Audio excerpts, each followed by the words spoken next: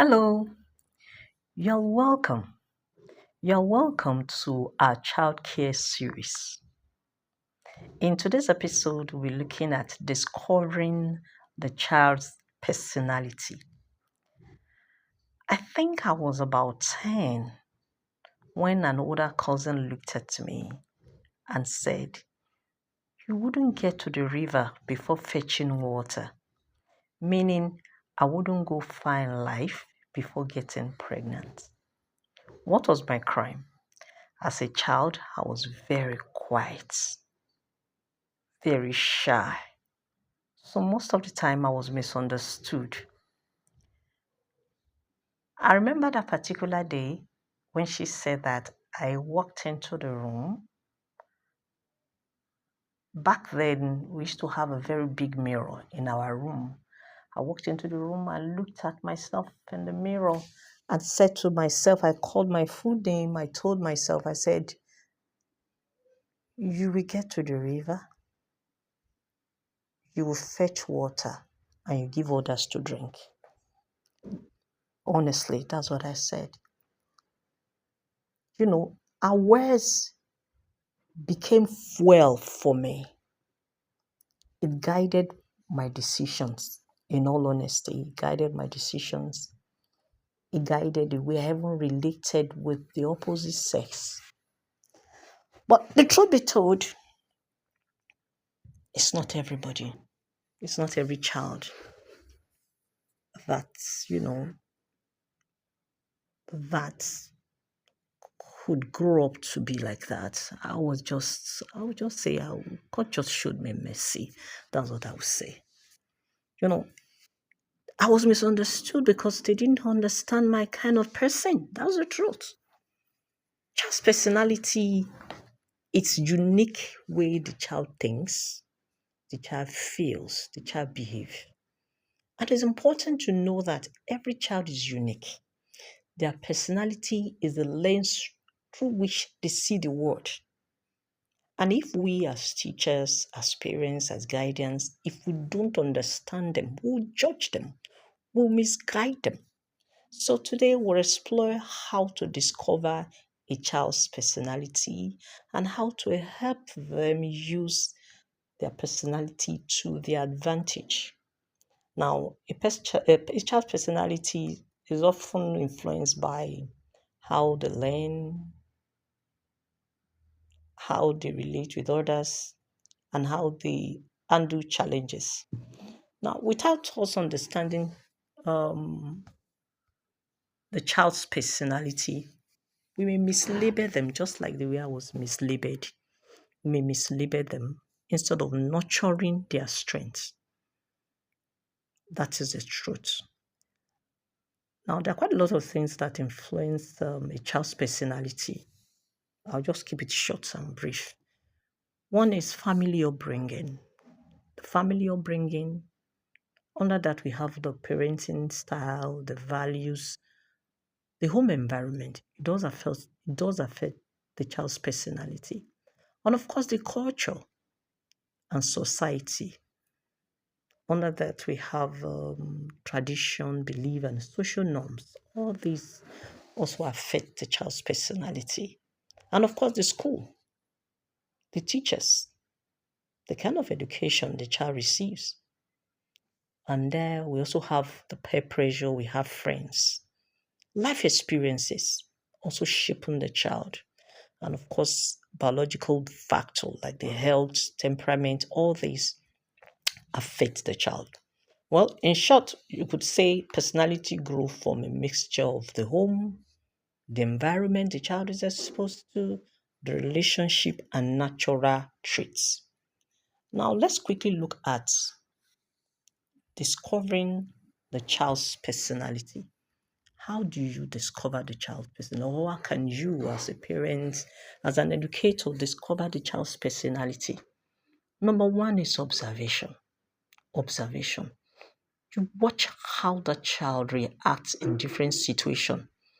When the child is playing during playtime, during alone time, how the child responds to issues, how the child solves problem. Is the child leading? Is the child following? You look at all this. It's very, very important. So observation forms it's one of the ways you can discover a child's personality. Just observe the child. Just take time to observe the child. And of course, you listen. You pay attention to their words, to their tune, to their interests. Watch how they ask questions. Watch how they ask questions. For example, a child that always asks why. That child is a very curious child. Only that kind of child always wants to know, you know. And of course, you could also know the child's personality through patterns of behavior. Notice consistent traits. Is the child energetic? Look at the child. Just watch the pattern. A child who kind of hesitates before trying new things.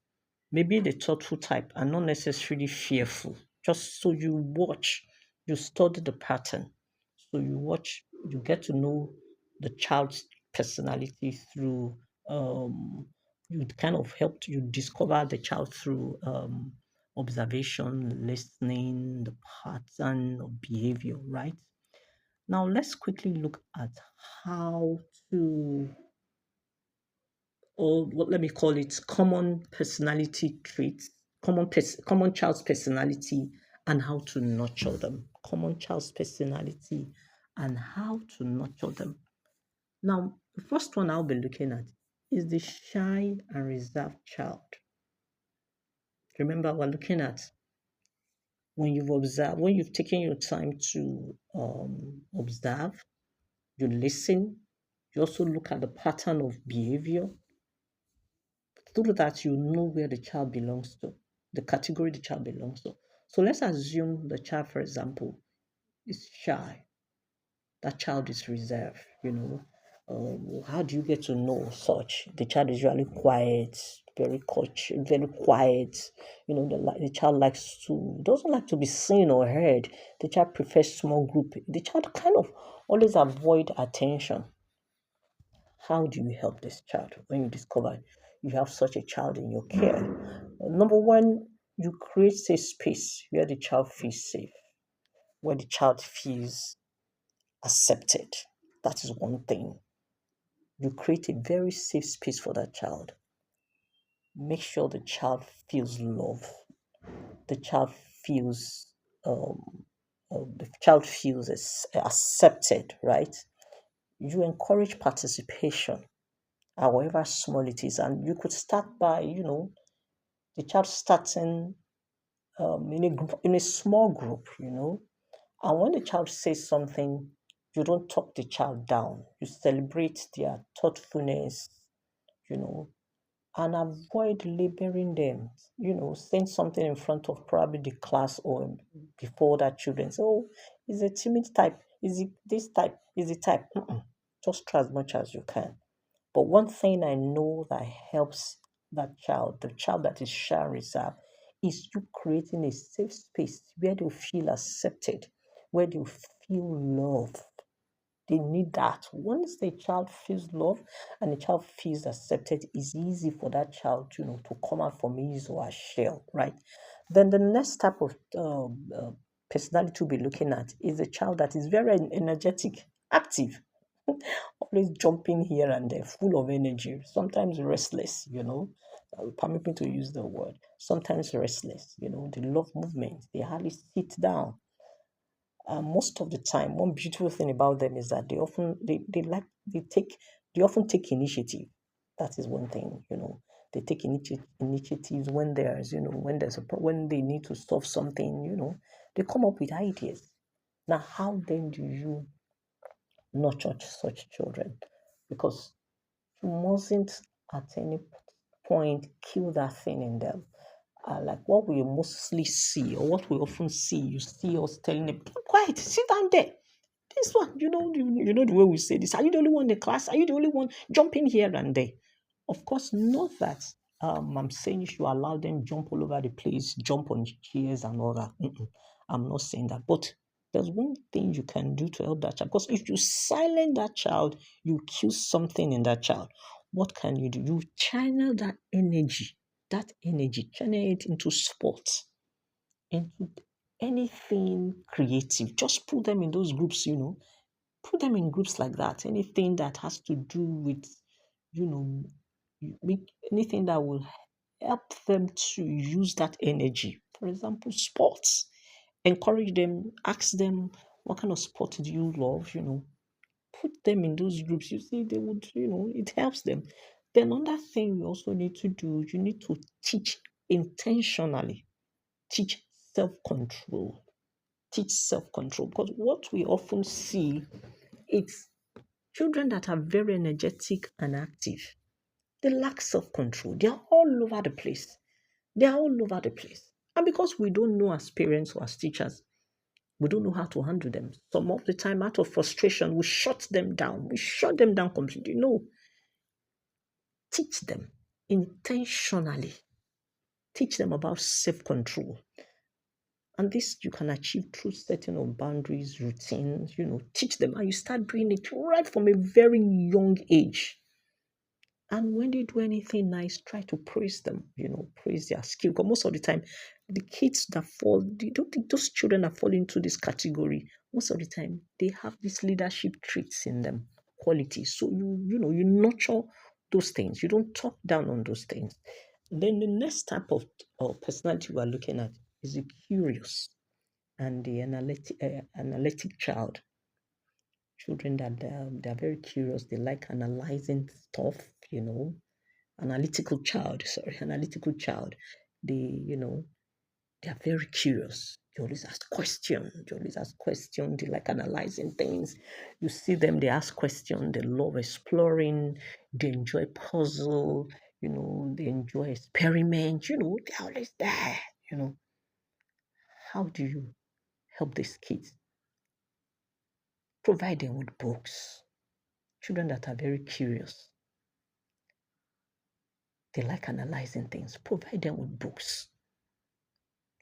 Provide them with what I'll call opportunities for them to discover things, Give them project, give them things to do, science kits, something that will help them, that will help them to think. Give them puzzles, Encourage when as from a very young age, encourage problem solving rather than just, give you straight to what I personally call straight to the answer. Let them analyze things, and make them know that curiosity is a strength. Because one beautiful thing about children like that, children that are very curious, they are very innovative. So you mustn't kill that thing in them. So encourage them, okay? You would encourage them. Then the next type of child we'll be looking at, it's is a creative child. The creative child. These kids, children that fall under this category, they're very creative, they're very imaginative, they imagine things, Most of the time you see them, they love drawing, they love to draw, they love to, tell stories, they love, inventing new ideas. You just see them. They like living the world of theirs, they like daydreaming, So how do you help such children? Give them tools of expression. Yes. I've got a child like that. Give them tools of expression. What do I mean by that? Provide them with art supplies. Give them things, Play-Doh, anything, things that they could use to paint. You see them. Like one of my daughters, she's like that. When you go to her room now, you see all kinds of, she likes cartons. You tell me, Mommy, give me carton, give me sellotape, give me this and give me that, When she was young, when I noticed that, I noticed that from a very young age. So I provided her with all those things, okay? I see how she will come up with a lot of things, creative things, So give them things, expose them to music, to writing, and please avoid criticizing their different ideas.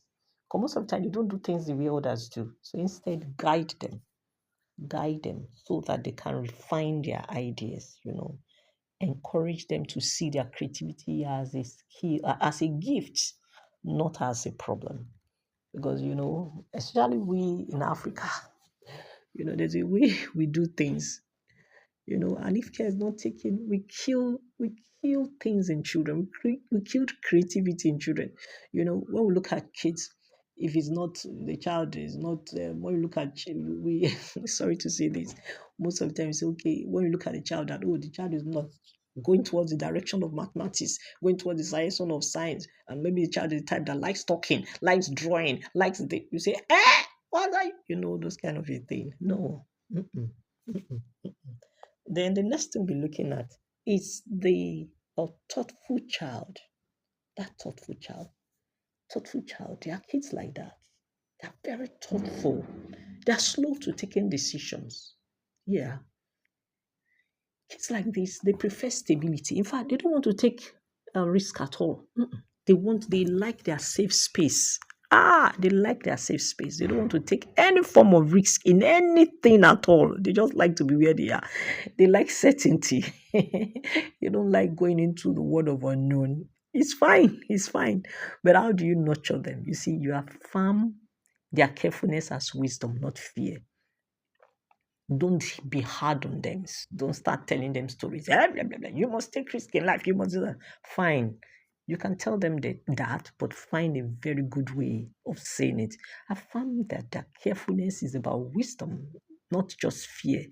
And you encourage them to try new things. And for you to get through to them in doing that, you must create a safe environment for them. Encourage them to try new things, but you must ensure you create a safe environment for them. And also teach them teach them that they need to balance things. They need to balance their thoughtfulness and courage at the same time. Make them know that carefulness is powerful, courage is also powerful. So they need to find a way to blend these things, right? Then the last one we'll be looking at it's the social and outgoing child. Oh, the child is here and there, talking, friendly, loves group activity, the child likes to be noticed. Mm-mm. I know when we also have kids like this, most of the time for parents, it's also a problem for us. You say, hey, sit down there. Are you the only one? Mm-mm. It's their personality. You can't do anything about it. The only thing you can do is to nurture them. How do you help this one? Guide them to use their influence positively because these kind of kids, the ones that are friendly, that are talkative, they love group, they love being around people, they are very sociable, Guide them to use their influence positively. Tell them they need to be kind. Teach them kindness. Teach them sound character. So they will use those traits, those things in them. They will use it to influence others. Because children that fall into this category, they are very influential. Yes, teach them empathy. So that as they climb up the ladder, they don't dominate others. They don't shut people down. Because one thing I notice about this group of people is that they kind of want to dominate unknowingly to them, thereby shutting down others. And for crying out loud, nobody wants to be shut down. So most of the time, people avoid such children. People avoid being around such people. So tell them to teach empathy. So teach them empathy so that they wouldn't have to, dominate others. Teach them that they should always put themselves in other people's shoes, before they see anything, before they do anything, before they act, they should put themselves in other people's shoes, Of course, you encourage them to work as a team, teamwork, responsibility, and all that. So, having looked at that, it's also important for us to know that, no personality is bad, honestly. No personality is bad. Each trait is a seed that can grow into strength if nurtured, honestly. If nurtured, it can grow. It can grow. So as an adult, what do you need? What should you do? Observe, guide, and celebrate the difference. Celebrate their differences, So helping children use their personality to their advantage. Why, you help them to use their personality to their advantage while, trying to balance all the other parts that seems to limit them. So as an adult, please avoid labeling children negatively. Yes. Celebrate differences. No personality is bad. They only need to be nurtured, right? Guide children to see their personality as strength. Then try and balance things. Help them to grow in areas where their personality may limit them. I'll end with this. Know that each child's personality is a gift. When we discover their personality, we unlock their potentials. That is one thing. So let's be committed to seeing children not as problem for us to fix, honestly, but as personality to nurture. Thank you very much. So I'll be in the comment section waiting for your questions. Thank you.